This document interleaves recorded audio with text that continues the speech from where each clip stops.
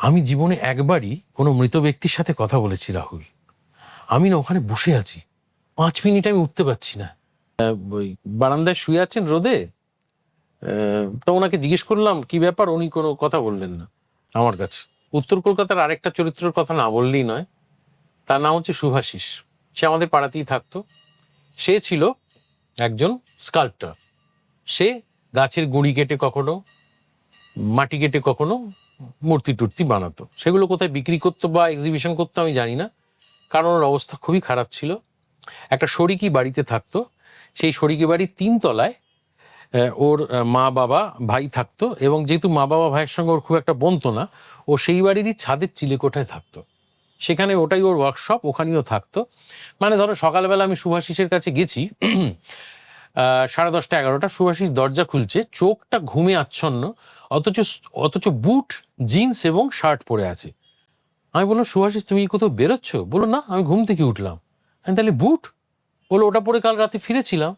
ওটা ছাড়নি? বলো না ওটা পরেই তো আবার বেরোবো। ছেড়ে কি হবে? এই এই হচ্ছে শুভাশিস।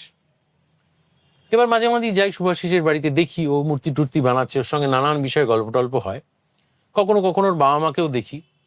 এরম একটা শীতকালের সকাল, তেরচা রোদ এসে পড়েছে ওদের 3 তলার বারান্দায়।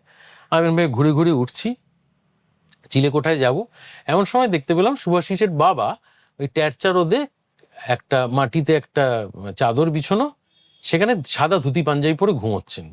হঠাৎ সকালে অবেলা এইভাবে মেসোমশাই ঘুমোচ্ছেন, মুখোমুখি পড়ে গেছেন, চারপাশে কেউ নেই, ওর মাকে বা ভাইকে দেখছি না।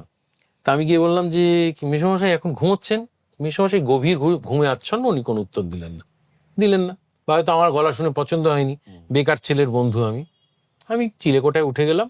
সুভাষিস বসে বসে একটা গাছের গুঁড়িতে এরম ভাবে ছেনি ঠুকে ঠুকে কে একটা বানাচ্ছে খুব মনোযোগ দিয়ে।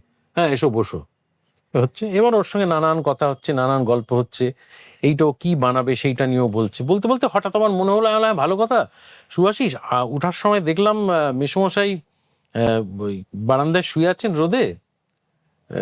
তো ওনাকে জিজ্ঞেস করলাম কি ব্যাপার, উনি কোনো কথা বললেন না। ও ঠুকতে ঠুকতে বলছে, মেসোমশাই তো আর কোনোদিন কথা বলবেন না?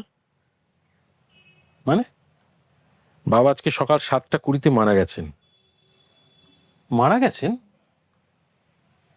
ওটা তো বাবার শব দেহ। তোমার মা ভাই? না, আমাদের তো সৎকার করার পয়সা কড়ি নেই। আমার এক মাসি থাকে টালা পার্কের ওদিকে, কিঞ্চিত ধনী। আমার মার ভাই গেছে, যদি ওখান থেকে সৎকারের কিছু টাকা পয়সা জোগাড় করা যায়। আর তুমি এখানে বসে আছো?